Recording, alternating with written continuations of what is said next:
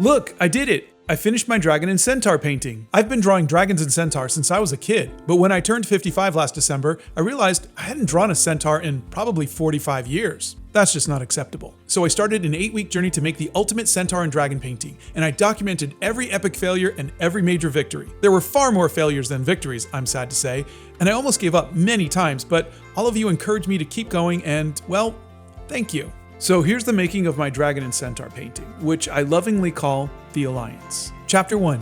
Choosing a composition. Last summer, I was playing around doodling thumbnails, and one of them became the Gothic Vampire. So after finishing the 80s music alphabet and Octobear, I thought I'd revisit some of my thumbnails from that day, and I remember this one, the one with the dragon. So I started doodling over and over and over again. I doodled other things as well, lots of other things, but I kept coming back to the dragon. What if the composition was vertical? I really like the line of action on the dragon, the way it curls this way.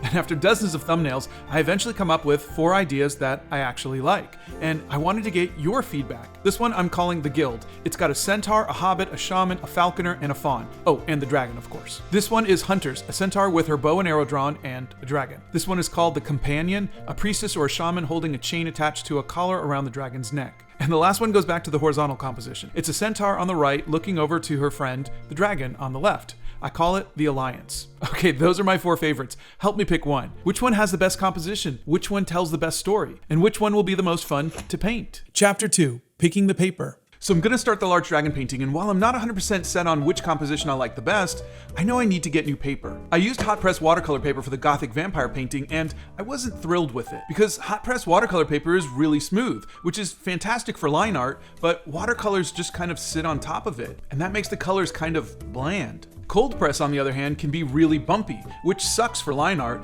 but is really good for watercolors. See how nicely it soaked up the color? You can actually see how much more saturated the watercolors are on cold press over hot press. So I needed something smooth like hot press that absorbs watercolors like cold press. And the fine folks at Plaza Art in Nashville suggested this Arches paper, which is only sold by the sheet. It's thick, a whopping 640 GSM, and it's smooth and so soft. At 22 by 30 inches, I couldn't fit it on my messy art table, so cleanup time. This Arches paper was $19 for one sheet, so before I do anything, I'm gonna cut off a small piece and try it out.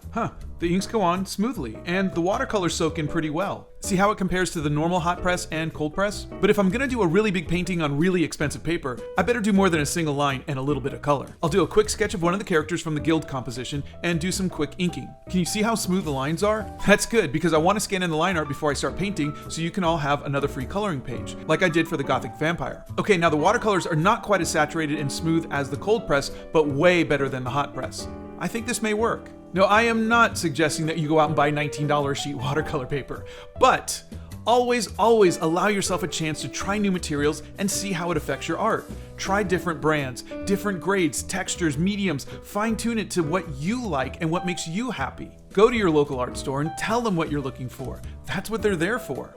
Okay, I think doing this test was a smart choice. I was able to get a feel for the paper before I spent too much time drawing everything out. The paper was good for both ink lines and watercolors. This was a big purchase and a major decision going into a new painting, but the test made me feel much better, and I think I'm ready to start my big dragon painting. Now, I just need to decide which one. Chapter 3. Sketching. I've officially picked a composition for my dragon painting, the Alliance. I really like the others, so I may wind up doing them after this. I cut the paper to 11 by 30, so I'm gonna have to scale up my thumbnail quite a bit. There's these impressions in the corner of the paper, and I know it's supposed to be fancy and French and everything, but it's just kind of in the way if you ask me. I'm gonna give myself a little half-inch border for the tape, and maybe a second border just for the design. Despite being 640 GSM, the paper will still curl a bit when I paint it, so I'm gonna tape it down to one of my artboards. As I'm starting to draw the centaur out on the page, I'm realizing the costume in my reference photo just isn't right for a centaur. So I erase it. Then I scour the internet for female archer costumes to get some inspiration. I take a shoulder pad here and a strap there, and slowly but surely, it comes together. Until I change my mind on the pose. And that's where I am right now, second guessing a cape. Do I add pouches and armor for the horse parts for the centaur? And a better artist would have planned all of this out before drawing on $19 sheet paper, but I am impatient. I just hope the paper can handle my indecision and all of the erasing that comes with it. Chapter 4. Finalizing the centaur sketch. I'm working on the Centaur for my new painting, and I think I'm forcing it a bit. I started out with this reference, but I didn't like the armor. And after erasing and redoing the pose a dozen times, I think I need to try something different. I'm gonna use this pose for the reference, and drawing it on tracing paper means I don't have to worry about ruining the paper with more erasing. How about some inspiration for the cape blowing in the wind from this old Maxfield Parrish painting? Yeah, that'll work. Okay, do I like this better than the other pose? Yeah, I think I do. I think I've lost count of how many times I've erased this. I'm kind of feeling like this is the last time I can do this before I'd need to scrap this and start over with a new piece of paper, so wish me luck. Someone suggested barding for reference, and apparently barding is armor for horses. How cool is that? But I wonder if I type in Centaur barding. Ooh, this is even better. I love the internet sometimes. Okay, so we have straps and a horn to blow in, I guess, and bags for things, and a blanket for picnics, and this part can be quilted, and some leather ties here, and what if I shaved her head and put a design in like this? Oh, I still have so much to do, but I'm having so much fun, and I love the feedback. Thank you for being on this artistic journey with me. Chapter 5, Fixing the Leg and the Bow. I posted an update on my dragon and centaur painting, and the consensus feedback was the front leg was too short, so eraser time. Again, this is the photo I was referencing, and to make sure I have it just right, I'm gonna trace it. Okay, what do you think? Better? So now I'm not happy with where the arrow follows the same line as the leg. I think it should be angled out this way, like this, which means I have to erase the hand. Again, looking at the photo reference again, I think I need to redo her other hand too. Hello, darkness, my old friend. Better, but now I don't like the bow. I've come to talk with you again. I'm tracing this to make sure it's 100% right. I hope and pray this is the last time I'm drawing this bow. Look at this paper, look how dirty it is. Did I push the paper too far? There's really only one way to find out. Ink it and see if it comes up with an eraser. Okay, maybe that's not the only way, but I really want to start inking, and hey, it's my painting and I could skip ahead if I want to. It's the moment of truth. I'm so nervous. Come on, $19 paper. It worked, I think. Ooh, I should start inking the dragon. No, I'll finish the centaur first.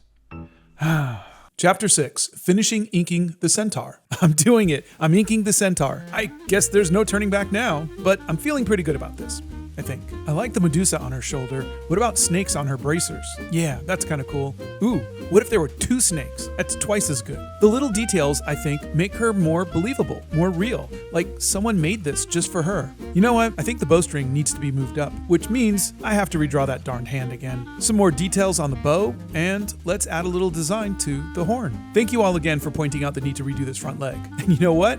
I don't like this other front leg, so take that other front leg. Inking the blanket for Centaur picnics. I thought I'd give her some cushion between the leather straps and her underside. You know, for chafing. No one likes chafing, especially centaurs. I think every centaur tushy needs quilting.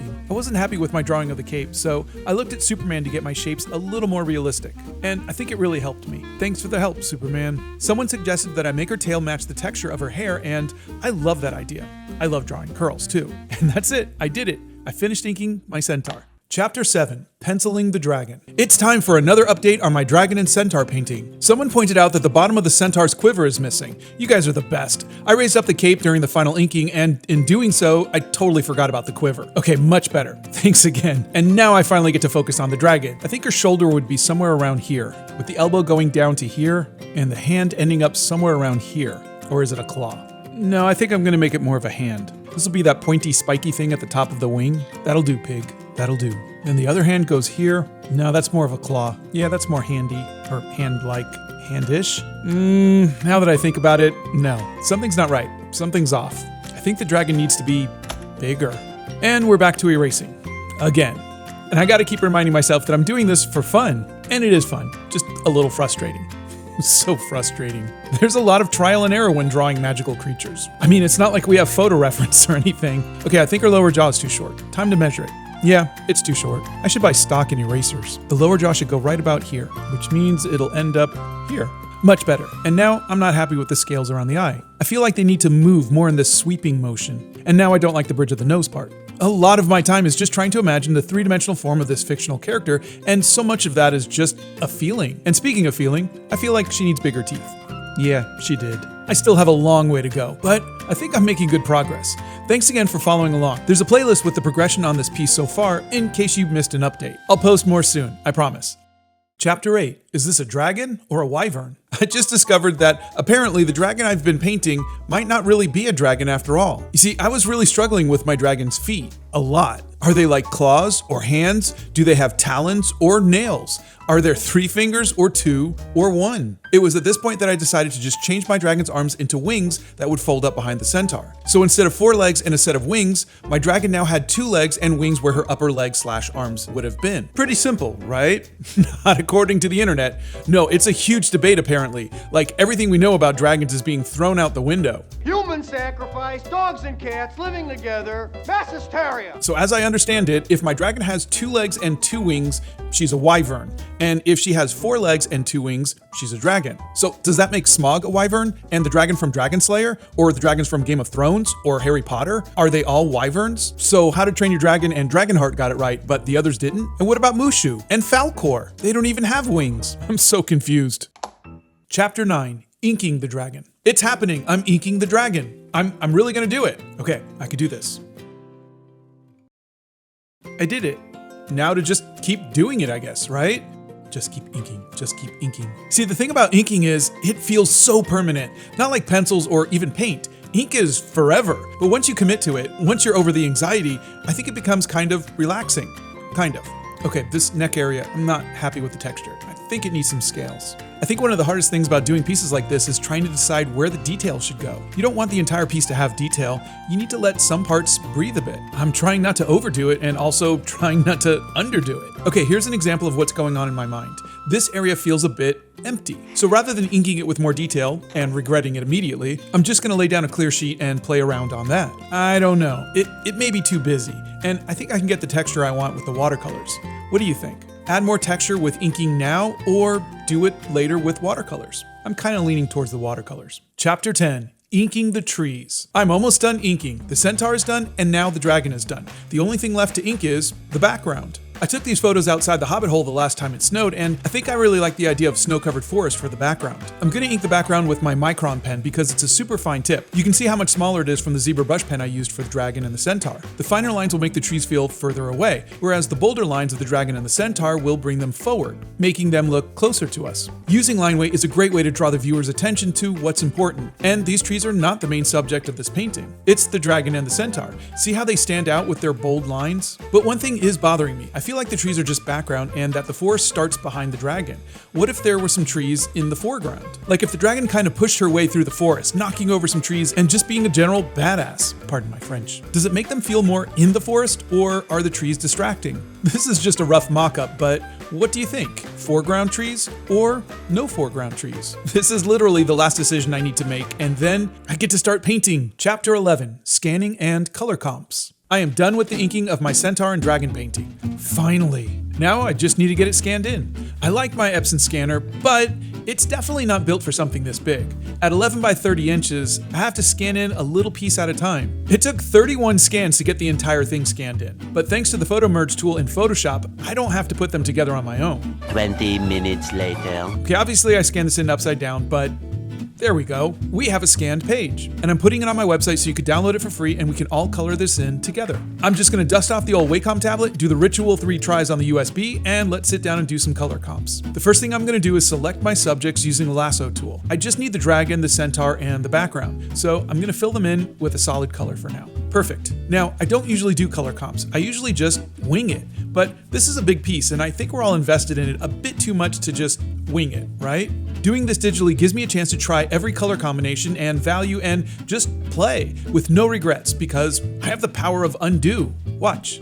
Undo. Ha, take that, traditional artist. Oh wait, no, that's me. I can do anything. Anything. Okay, I'm not gonna let it go to my head. I'm not gonna spend too much time on this, but let me get some colors down for the centaur. One thing I wanna do is try to limit my palette. I don't want every color of the rainbow. So let's see if we can find colors that feel right for our centaur, but stick out from the dragon. But not too much, I guess. No, I don't think that color is gonna work. Let's try this. One way to get the colors closer together is to make a layer with a single color and overlay it on color mode like this. See, now everything has a little bit of that red in it. And now I can just change the color overlay and affect the entire piece. See? I wonder if I should make the dragon darker, like this. And then make the centaur lighter, like this.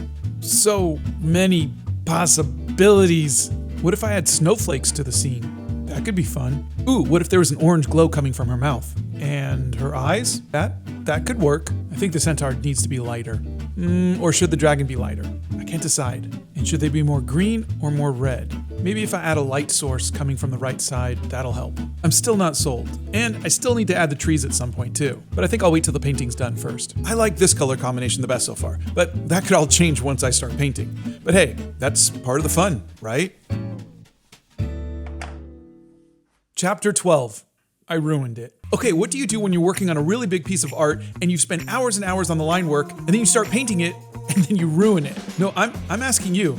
I need help. I think I ruined my dragon painting. It started out okay. I really liked the morning pink skies and the soft colors of the forest in the background, but the dragon well, here's what happened. I started out with a light coat of my favorite color, Payne's Gray. Then I looked at my color comp and realized I need to go much darker. So I added a little bit of Windsor Violet, and I kept it light so we wouldn't lose the line art, but realized it still wasn't dark enough, so I added some more for the shadows. Still too light. Maybe some Payne's Gray for some texture. I think I need a different brush for better texture. This one should do. No, I still need to go darker. Let's try a little Doc Martens concentrated watercolors. Oh, that's really dark. Yep, I ruined it.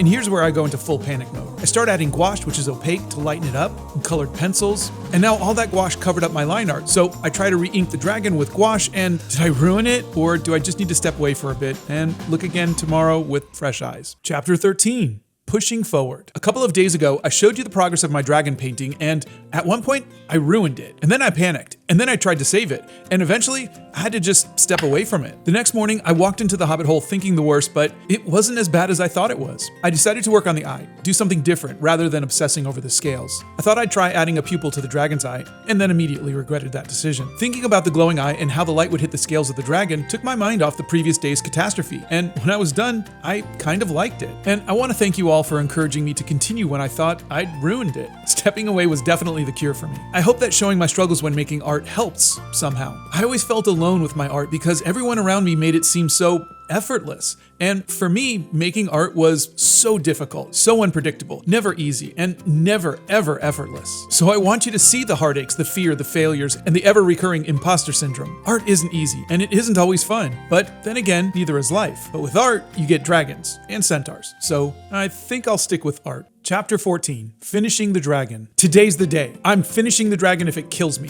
Please don't kill me, dragon. I'm at this point in the painting where I'm not enjoying it anymore because I want to see what it looks like finished. But I know if I can just finish painting up the dragon, I'll enjoy painting the centaur.